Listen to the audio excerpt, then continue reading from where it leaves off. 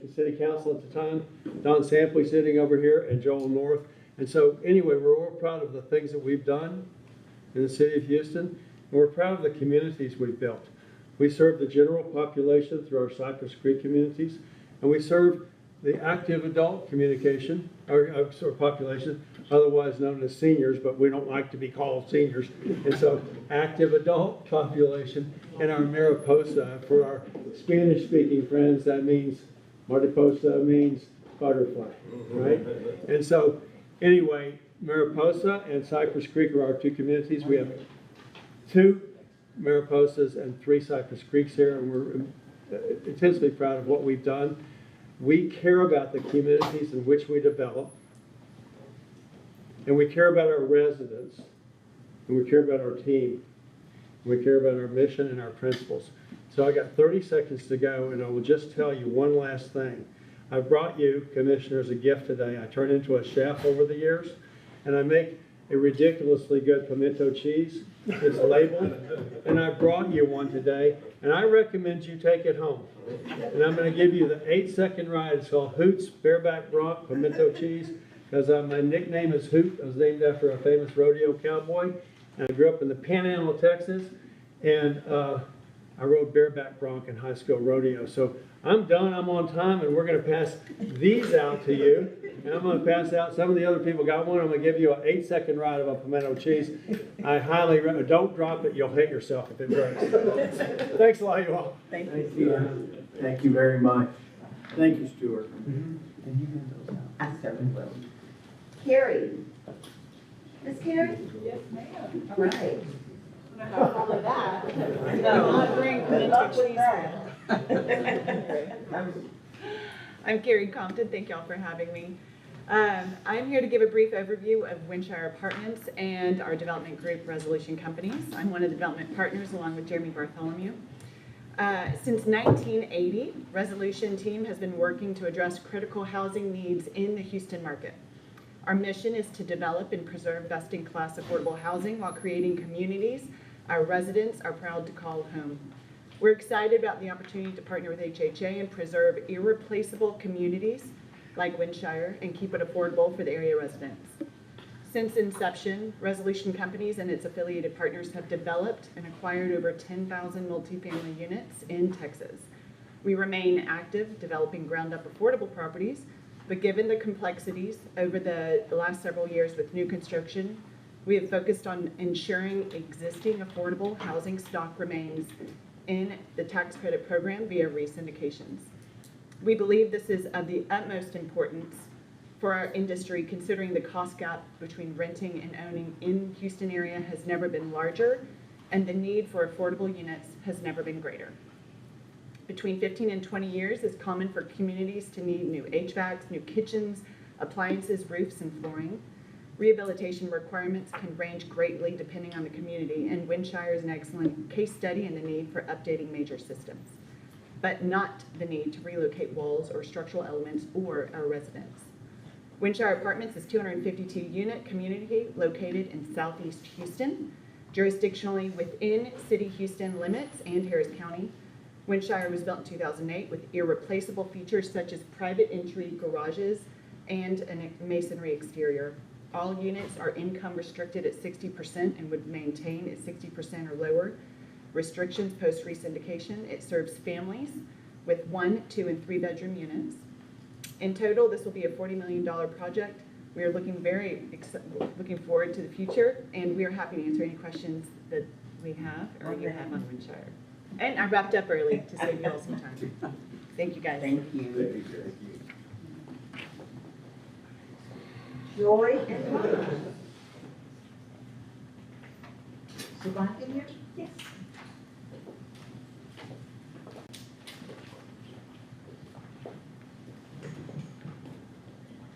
Good afternoon. I'm Joy Horth-Brown. I'm New Hope Housing's president and CEO, and if I'd understood the tenor of this meeting, I would have bought sandwiches or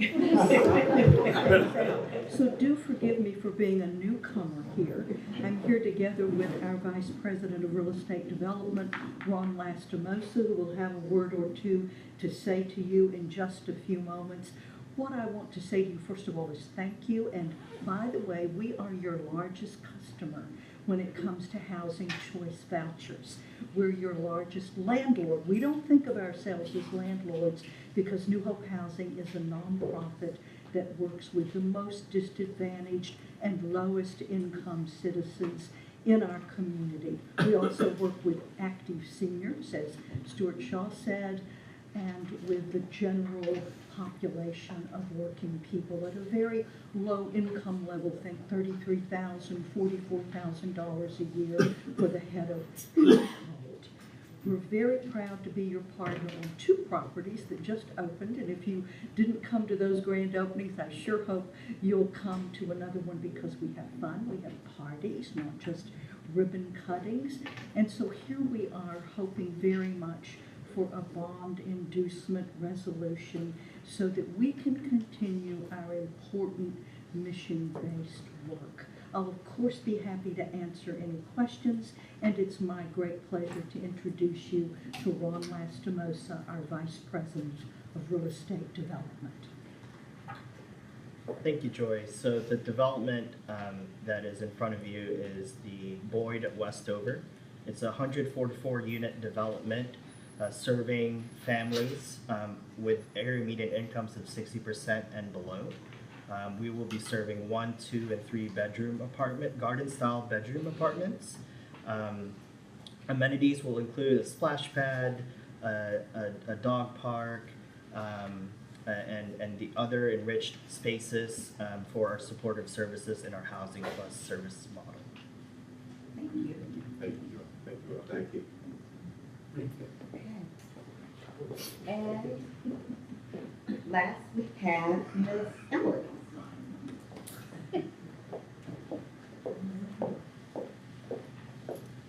Good afternoon, everybody, and thank you so much for having us here. Obviously, you've got a nice cadre of really talented developers and experienced folks in this space.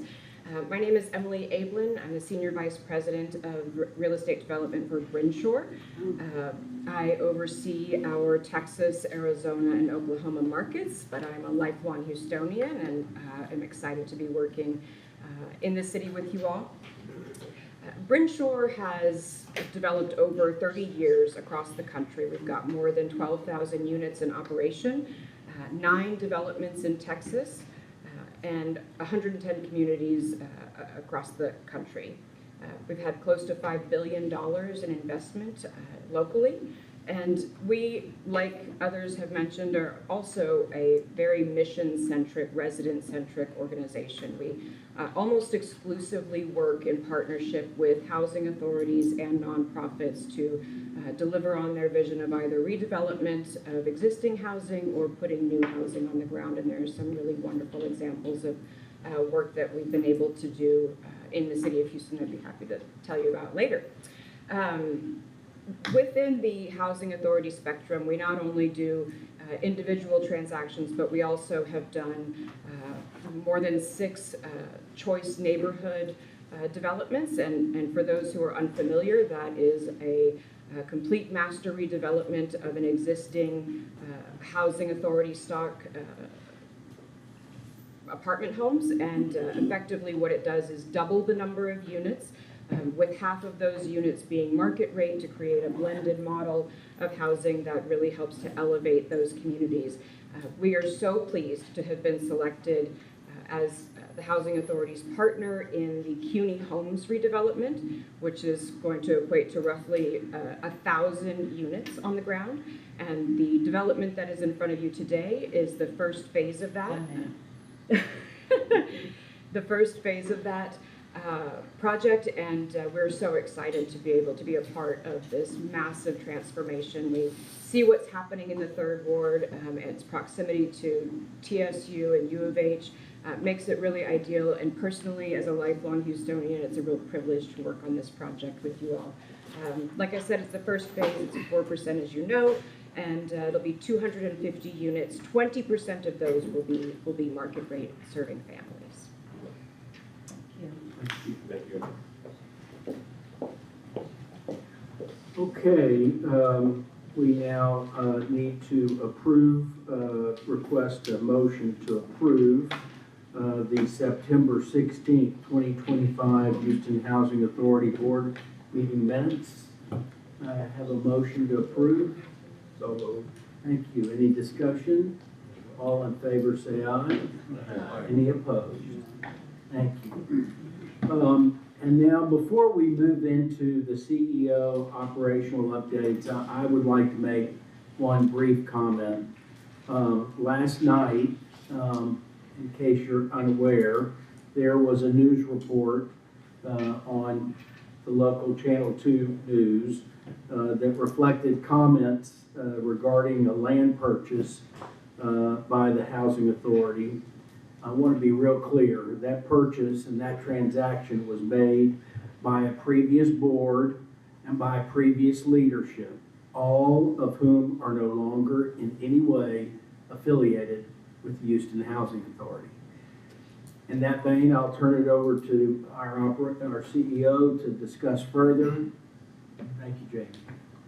Good afternoon, everybody, and thank you for everybody for being here. Thank you for our prospective development parties for coming and speaking a little bit about your companies and your mission and your desire to want to be partners with the Housing Authority as we can promote. To the board, I'm excited about the discussion we'll have later in the board meeting about these projects, because across the folks who spoke today, there's over 1,000 units of affordable housing that will be on the docket today, serving some of the lowest income residents in our community. And so all great partners, all great things. And so I thank you for those folks for coming and spending some time with us today. I also wanted to use this opportunity to circle up on a few things that have occurred. And so folks come to our meetings and they hear public comments from residents and the community who come in and speak, and many times bring issues to the table that sometimes we're aware of and sometimes we are not. What I want to be clear about, though, is that my direction to our staff is that we immediately take note of those, and in most cases meet the resident out in the hallway or the lobby, address their issues, have follow-ups with them. And sometimes the public and even my board of commissioners here is not always aware of what that follow-up is. And so I want to take the opportunity to discuss a few things that were brought up in last month's board meeting.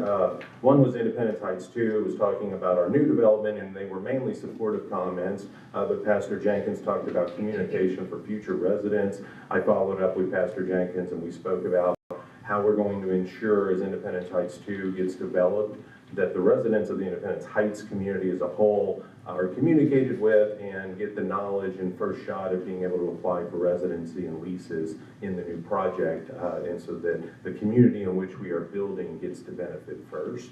And so we followed up on that. There was another comment from a woman who owns property near CUNY Homes, who had received a letter from the Housing Authority over 2 years ago about our desire to purchase her property for the redevelopment of CUNY Homes. Unfortunately, the Housing Authority had not followed up with her, and she had been left in limbo for 2 years. Our team has researched the issue and has since followed up with her and is following up with the other residents that received similar letters to let them know the status of that. And for the board's purposes, we are not purchasing those homes, and we are making sure that that's crystal clear. But our apologies to the community for that communication oversight that's taken place. The last issue, which several residents came and spoke about, was an issue around public safety, security, and vagrancy that was occurring across the street from Independence Heights 2 at the Independence Heights project, where we were holding our meeting last month. And several issues were going on there, and our team immediately, even while the meeting was going on, jumped on it with security and with management. And because of the level of that issue and the severity of it, I've asked our security chief, Mr. Brian Terry, to come up here and spend a couple minutes and update the board and the public on the actions that have happened over the last 30 days. Good afternoon, Commissioner. Good afternoon. Good afternoon. Good afternoon, Chairman. Could you make sure that his mic, I want everyone to hear this, please. Okay, I think I'm up. I'm not sure. It doesn't sound like It doesn't sound like it. I can speak loud. No. I didn't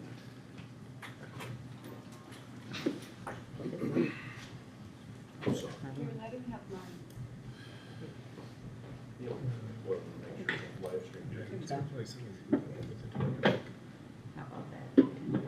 Okay, here we go.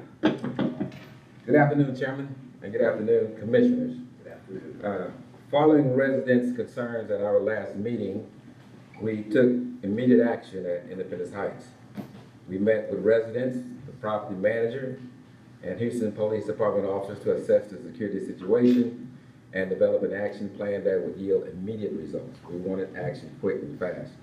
We identified 4 key issues. One was students from nearby high school were trespassing during the morning hours before school and after school, engaging in disruptive behavior, causing disturbances while smoking marijuana, according to the residents. 2 homeless individuals were sleeping at night in common areas and hallways of building 4. 3, unsecured garage gates in building 8 allowed easy access to unwanted individuals. 4, loitering by non-residents, also including those who were dumpster diving. So those were the 4 key areas that we focused on. In response, we implemented several measures. 1, we hired off-duty officers for targeted patrols. HPD coordinated with HISD police to address student behavior. Trespasser laws were starting to be enforced. A vendor has been selected to upgrade the key fobs for residents who open the vehicle garage doors and the doors to building 8 to get into the hallways to their units. That project is expected to be completed by the end of next week. Also, Independence Heights is on our list of properties where we are upgrading the security cameras. We're already installing cameras at Irving Village. We're moving on to, we moved on to Heatherbrook next. And as we work through our portfolio to put security surveillance cameras on our properties. Lastly, on October the 7th, we engaged with residents through a coordinated national night out with management and law enforcement, because we know that the community working alongside with law enforcement is the only way that we're going to combat crime, and it's a responsibility for all, not just law enforcement, to make that happen. At all the meetings I go to with the residents, I always say, see something, say something. We hear it all the time, but I also tell them to do something. And we're happy that the residents at Independence Heights, they decided to do something. They made some noise, they got our attention, and of course we went into action once that happened. We're already seeing results. That's the good news. We're seeing results. Can't speak that word. It's close enough. All right. Student activity and overnight loitering have decreased. The homeless are no longer coming on the property at night to sleep. The dumpster divers have been warned. Residents have reported feeling safer and noticing a significant difference since we initiated the operation. So we will continue to monitor and work closely with the residents, work closely with law enforcement, and work closely with management and keep a close eye and stay there as long as necessary. One of the officers that I met and got close with, he's here today, Officer Walker. He's one that we work with closely to make things happen. He's here on his day off. He said, I'm not even dressed for this. But he came, he had a lot of things to do, but he just wants to come and show his support. Thank you very much. He actually works that beat. He goes by there on his duty time when he has time between when he calls for service. So he's a big supporter of what we're doing out there in Independence Heights, and we appreciate him and his team he put together so we can make things better out there for the community. That concludes my report. Thank you, Brian. Yes, sir. Is it proper to make comment? Not yet. Well, let him make his report. No, and thank you, Brian, and thank you officers, and to the whole team who put forth this effort. It is super important, not just for our residents there who currently live there, but as we continue to invest in that community to help lift it up as a whole. It's a great community that's on the rise, and I appreciate the immediate efforts after that. And to the public, please do not be afraid to show up at this board meeting and bring us these issues. We have a large portfolio, thousands and thousands of residents, 100,000 clients across this city, and we don't always know the issues. And so we welcome your comments, and I assure you we will address them and act accordingly as we have done here. And so thank you, Brian, for the report. Yes. And as the chairman mentioned, I wanted to address what was in the news yesterday and provide a couple of clarifications, both for the public and for my commissioners. As part of my commitment to transparency and better relations with the public and media, I've been in contact with our main media contacts and outlets from the first day I took this seat. It was very important to me, and so Ms. Davis and others in the media have brought to light many of the issues regarding decisions that were made by former leadership and administration of this agency. I want to assure you that things like last night that came about, we were aware of, and in fact, my team has cooperated with the press in their inquiries, and we've worked with them to bring these issues to light and provide full transparency. The report yesterday surrounded an acquisition of a property on Conti. Conti, for those you don't know, is right there at the intersection of I-59 and I-10, just outside of downtown. It used to have the old church there that had a dome on it, for those of you who may not have remembered it but drove by it several times. Ms. Davis and I started discussing this topic about 6 months ago when she started looking into it, and I found a lot of her questions troubling that I couldn't answer as well, and so we helped her with her investigation. We provided information, and a lot of the relationships that she brought forth in her investigation last night between the seller and former staff and board members here was questioning and was troubling. And so we thank her for her work on it. While her story was comprehensive, she only gets a certain amount of time, and I only get a certain amount of time to speak, but this is a platform I can use. So I want to take this opportunity to clarify and reiterate a couple of important items. One, our chairman has already made that this transaction took place several years ago. In fact, the discussions on Conti, I believe, started in 2020, and the tract was purchased in 2023 by the Housing Authority. This all happened under a former board, a former administration, a former leadership, a former mayor's office, and was not related to anybody who's here today. Mayor Whitmire, when he was elected, as you know, decided to bring in a new board and a new chairman, and this board has done the hard work over the last 18 months to make many times hard decisions, but good decisions to move things forward. And so while we can sit here today and accurately say that we were not there and did not make these decisions, it does not change the fact that we are responsible for those decisions as a board and as leadership, and we are responsible for what we've inherited. And so this site, Conti, for example, while Ms. Davis was correct in saying we do not have concrete plans for it, it was not fully accurate to say we have not been planning for it. And what I mean by that is we have been looking across the entire portfolio of the land holdings that the Housing Authority owns and controls, and looking at how we best put those to use for the benefit of our citizens, for the mission of this agency, and to be good stewards of taxpayer dollars. Some of them, though, have particular issues around them depending on where they are. And so Conti, for example, as many people in this room are probably aware, being at the intersection of I-59 and I-10, the Texas Department of Transportation is planning a major highway reconstruction in that area, and has been for years, that could and will displace additional housing in the area. So we are working and have meetings with TxDOT on a monthly basis, and we are waiting to understand the full impact of the housing in that area to see what the best use for Conti will be. And the same goes for other land sites around. But I can assure you that these assets of the Housing Authority, we will have a full plan in 2026 for how these assets are going to be used for the mission of this agency, or if need be and we don't have a use for them, we will sell them off and use the money to support other programs of this agency. We're committed to our mission here. We're called to serve, to serve our clients and residents, to serve the stakeholders of this community, to be good stewards of taxpayer dollars. We've made a lot of great strides over the last 8 months. I'm super proud of the team we have here, the work we're doing. I'm super excited and thankful for the support of this Board of Commissioners and the public, but there's a lot of work to still be done. And so again, I thank you for your grace and patience, but there's a lot of good things coming, and we look forward to the coming months and 2026 when you can start to really see the impact of some of the changes that have been made this year as they come forward next year. And so with that, Chairman, I'll yield the floor back to you, and we can go on with the agenda.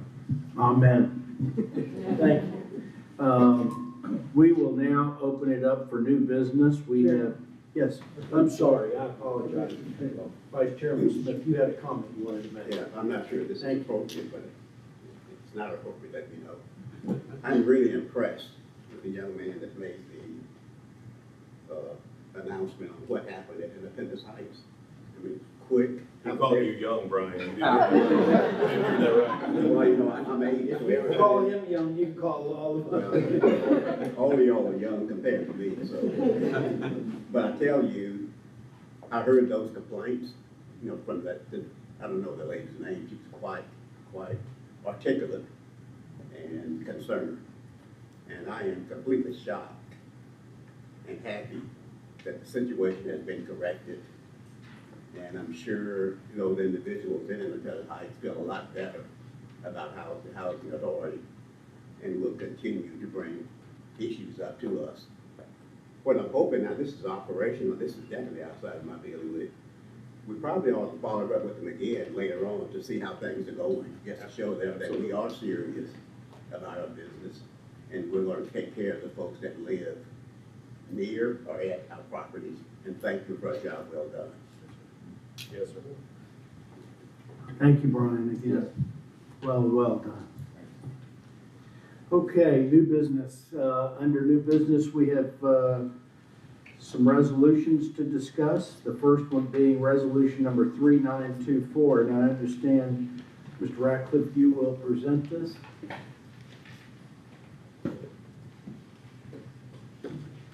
Yes, Mr. Chairman, that's correct. Good afternoon, members of the board. It's great to be with you. This is a resolution that some of us have talked about. And the question arose, should we allow remote or virtual participation at board meetings? And so the consensus, I think, of the commissioners was that it's really important that we have face-to-face communication and that people are here personally, because that's just a much better environment for everybody, right? So this resolution sets forth a policy that simply says that there can only be remote participation or virtual participation by a member of the board in a board meeting under certain exigent or extreme circumstances, such as a personal illness, a family emergency, a disability, or something like that. And that can only take place if the board chairman approves of it in advance, right? Additionally, there has to be a quorum of the board members here in person present, right? So there's got to be a quorum present. The virtual person can't count towards a quorum. And when, under those limited circumstances, somebody participates virtually, there also has to be real-time audio and video communication so that both parties can communicate back and forth. And the person who's on the remote side has to make sure that they observe all of the appropriate safeguards of the Texas Open Meetings Act, including securing their environment if they're in a closed session and making sure that that is safe and secure and appropriate. So that's what this resolution does, is just lays out that as the policy for remote participation in our board meetings, and happy to entertain any questions. And just to add one clarification to that as well, that does not change anything related to our policy to live stream our meetings and then post those videos after for the public. This is only related to commissioner participation. Thank you, I appreciate it. I'll entertain a motion to approve resolution number 3924 as submitted. I have a motion. I make a motion. Great, thank you, Commissioner Lee. And a second? Second. Thank you, Commissioner Ballard. All in favor say aye. Aye. Any opposed? Thank you. The next resolution is resolution number 3925. Mr. Ratcliffe? Yes, sir. There's an important law that applies to the Housing Authority, which is Texas Government Code Chapter 2256, commonly known as the Texas Public Funds Investment Act. And that act simply says, that's okay. I can speak louder. that act simply says that if you are a governmental entity, a local governmental entity in Texas, you by law have to adopt an investment policy that simply makes sure that the kinds of investments that you put your surplus funds into are very safe and are very secure, okay? So whether you're a little municipal utility district board in Texas or a school district or a city, this Public Funds Investment Act applies to you. Now, in our ongoing effort to make sure that we're complying with all areas of the law, we realized that we had not formally adopted a resolution and a policy implementing the Texas Public Funds Investment Act principles. And so this resolution lays out an investment policy. It's also really important for you to know that the Public Funds Investment Act says you've got to be very conservative in where you put your money. You can't go invest in crazy stocks or hedge funds or something wacky, right? Or high risk, I guess is a more accurate term than wacky, or more relevant. You have to be safe in what you do. This agency has been following the substance and spirit of the Public Funds Investment Act because we have safeguarded our surplus funds in very, very safe manners. They're just in bank accounts earning interest, right? So we have complied in substance. This will allow us to comply with each jot and tittle of the law, and it delegates to the CEO the authority to appoint an investment officer who has to have a certain amount of training to make sure that we comply with this state statute. Thank you. And on a personal note, this resolution is near and dear to my heart. I've really wanted to see this for a long time. So I will entertain a motion to approve resolution number 3925 as submitted. So moved. Thank you. And do we have a second? Second. Thank you. Any discussion? All in favor say aye. Aye. Any opposed? Thank you. All right. Resolution number 3926 will be presented by Lynn. Hello, Lynn.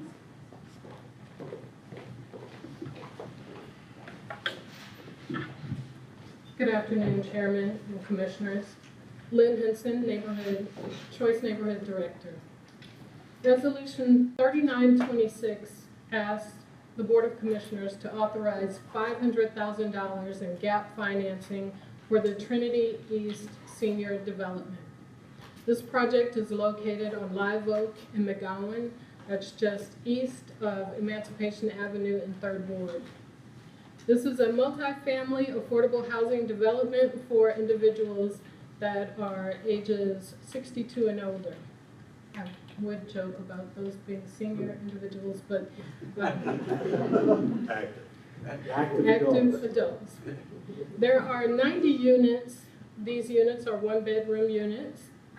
HHA will provide 81 project-based vouchers, 60 of which are reserved for the Choice Neighborhood CUNY Homes redevelopment.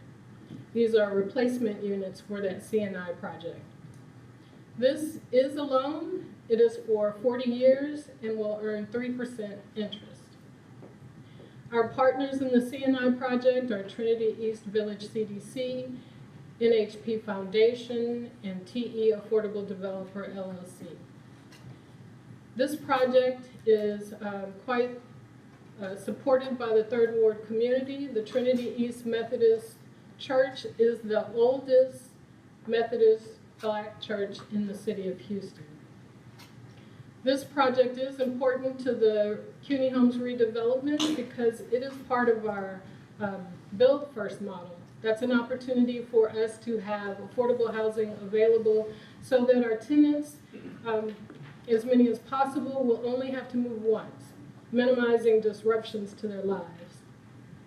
This project was also awarded a 9% low-income housing tax credit by the TDHCA this past July. This project may be familiar to you because it came before the board in the end of 2024, where the board approved to execute a memorandum of understanding for this project. With that, I'll open the floor for questions.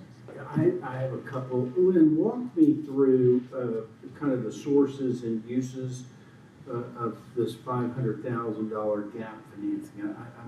Are we making up a shortfall, or what? Define the terminology. Is in the budgeting process, was there a? Correct. There was, Chairman, there was a shortfall between the sources and uses when this project was presented.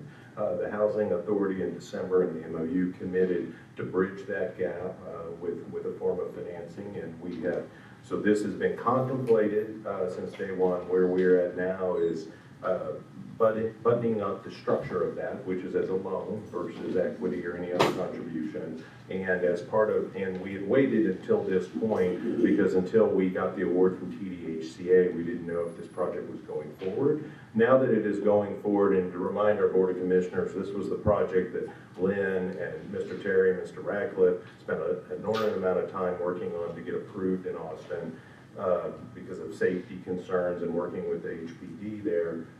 Now the state is requiring us to formalize the documentation on the gap financing. And is it my understanding that some of the gap financing is going to be used for some security, additional security in the area? It is, I mean, yes and no. I mean, the money is fungible for the uses of it, but that is correct. We have budgeted additional security provisions and on-site security provisions, although the funding is not tied directly to that, but it is all part of the same sources and uses. And as a reminder as well, I mean, Lynn spoke to the fact of it's part of the CUNY Neighborhood Choice Neighborhood Initiative. Also, as our friends from New Hope are here, the New Hope Housing Gray development, which we just celebrated and opened 3 weeks ago, is about 3 blocks from Trinity East Church. And so we have already made an investment in this neighborhood with New Hope. We're continuing to make an investment in this neighborhood with the Trinity East project and with CUNY as a whole. And so this just adds into the larger development and investment the Housing Authority is making in Third Ward. Thank you. Any other questions? Okay. All in favor of resolution 3926 as submitted? May I have a motion first? I apologize. So moved. Thank you. And a second? Second. Thank you. Any further discussion? All in favor say aye. Aye. Any opposed? Thank you. Thank you, Lynn. Thank you, Resolution number 3927 will be presented by Riz Quadro.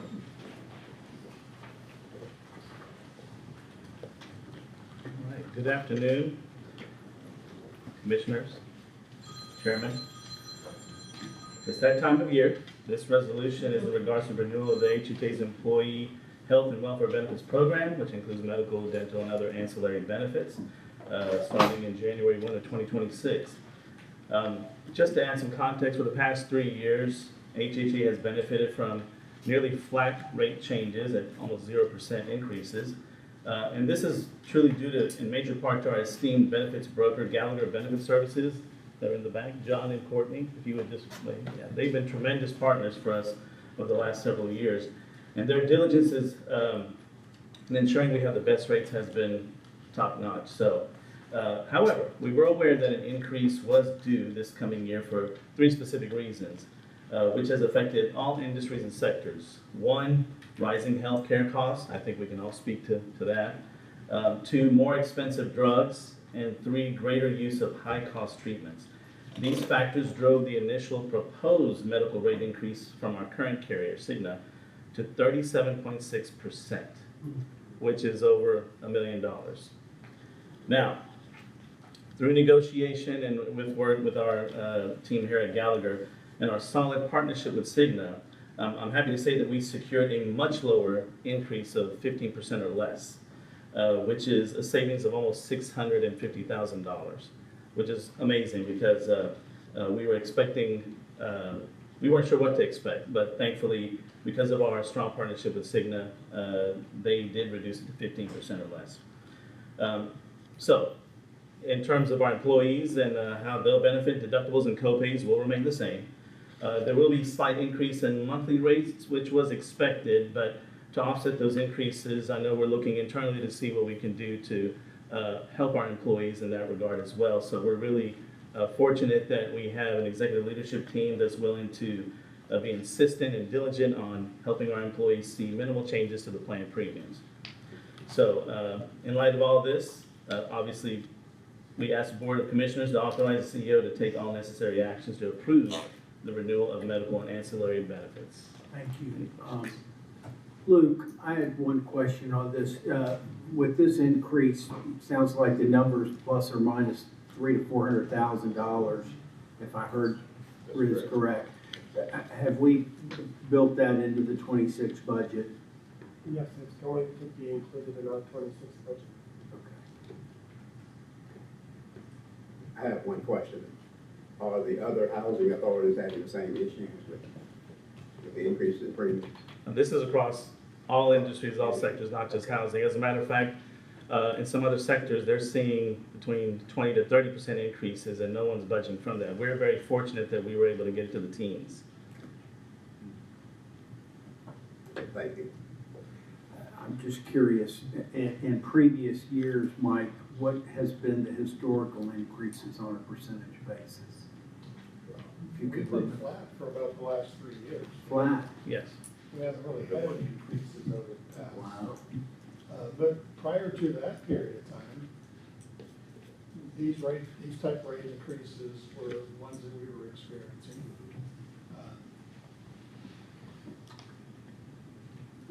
Thanks. Okay, with that, we will entertain a motion to approve resolution number 3927 as submitted. I make a motion. Commissioner, second. We have any further discussion? All in favor say aye. Aye. Any opposed? Thank you, Riz. Thank you, Riz. Okay, an executive session will now be held beginning at 2:45 p.m. on Thursday, October 16th, 2025, pursuant to the Texas Open Meetings Act, to discuss personnel matters in accordance with Section 551.074 of the Texas Government Code, legal issues in accordance with Section 551.071 of the Texas Government Code, and real estate matters in accordance with Section 551.072 of the Texas Government Code. Thank you all. John, there was a great doctor that, all the other employees. Oh, we should have. I want to say it in the regular session, but I'm sorry. Great job.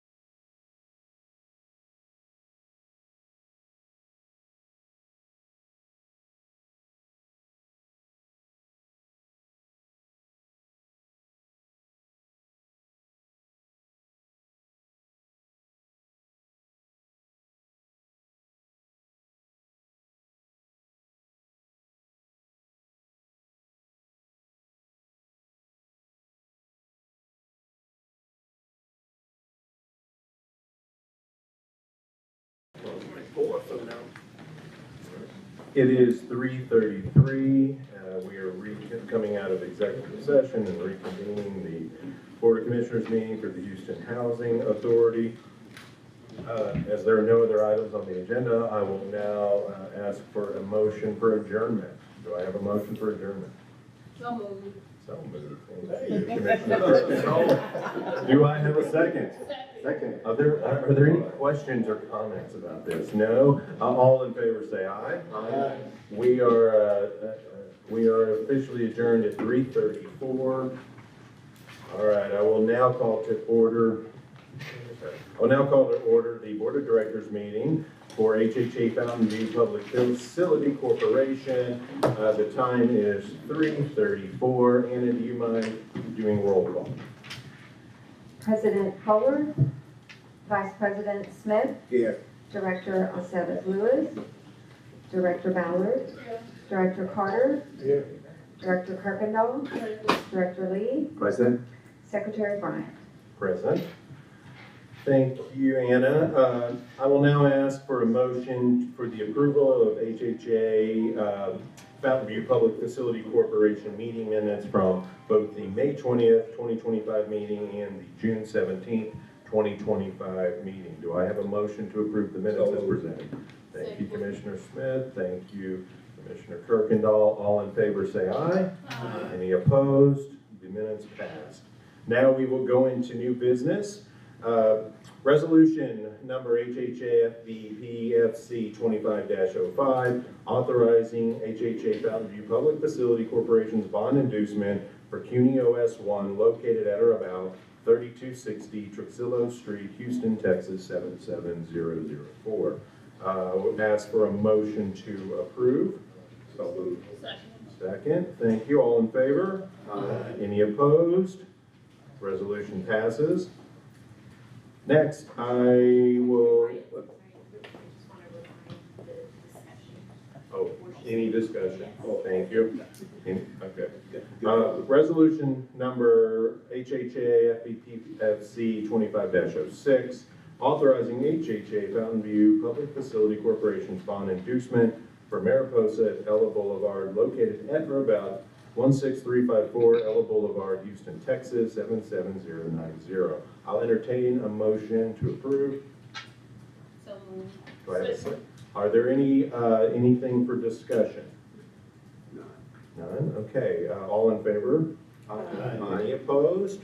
Resolution passes. Resolution number HHA-FVPFC 25-07, HHA Fountain View Public Facility Corporation's bond inducement for Mariposa at Reed Road, located at or about 2889 Reed Road, Houston, Texas. I will ask for a motion to approve. So moved. Second. Second. Any discussion? None. All in favor? Aye. Any opposed?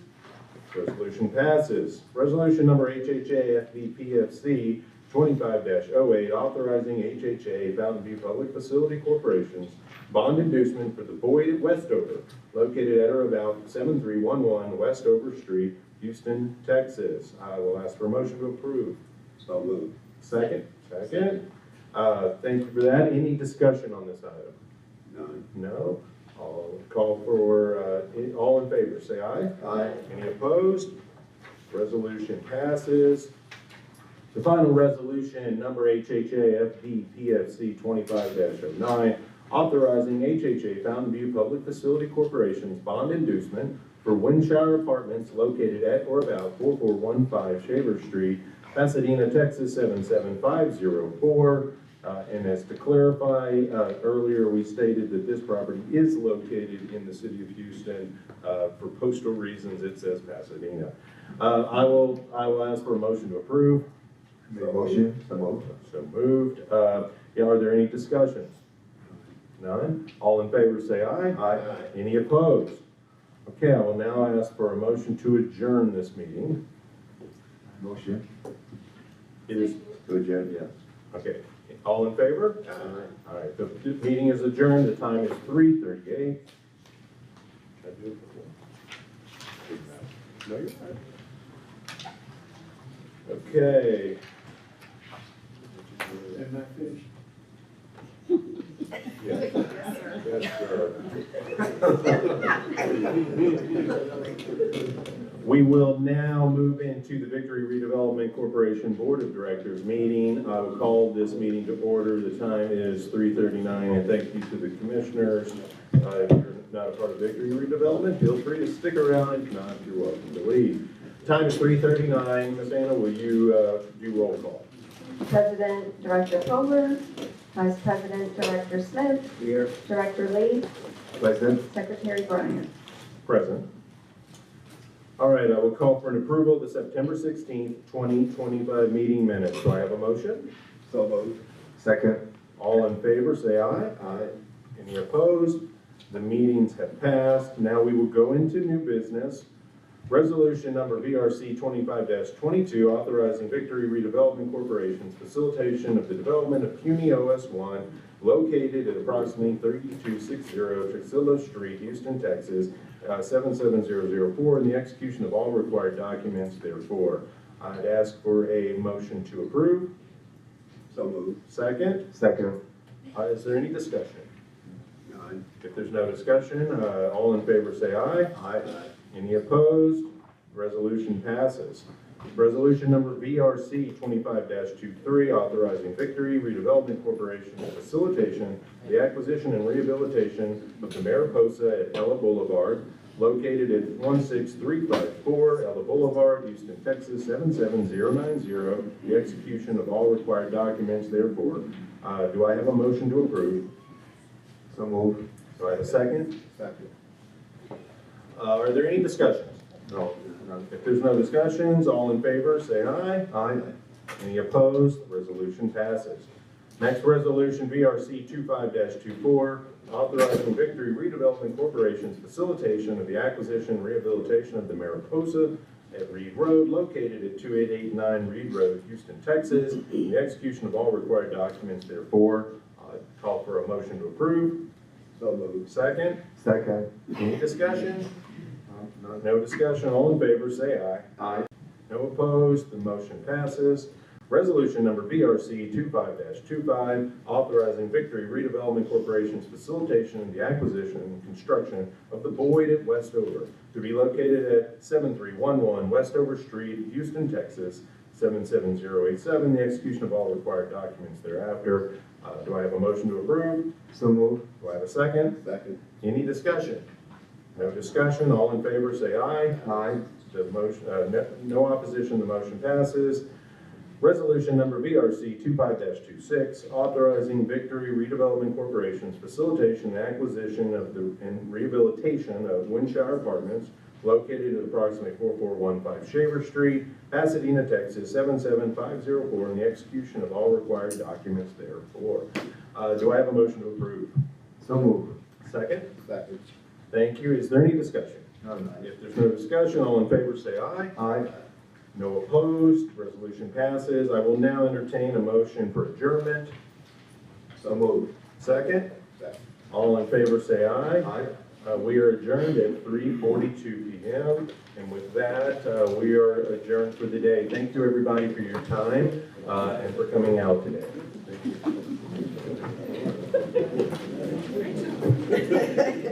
you.